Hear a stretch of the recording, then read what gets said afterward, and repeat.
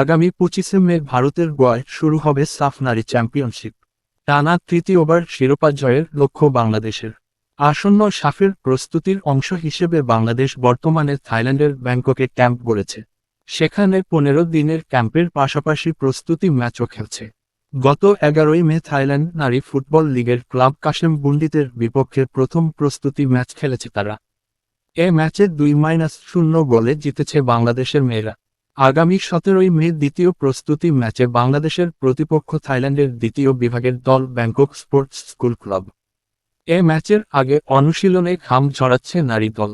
গতকাল কোচ বাটলারের বেশ কয়েকটি সেশন যোগ দেন মেয়েরা। থাইল্যান্ড কন্ডিশনিং ক্যাম্প শেষে 21শে মে ভারতের উদ্দেশ্যে রওনা হবে বাংলাদেশ দল।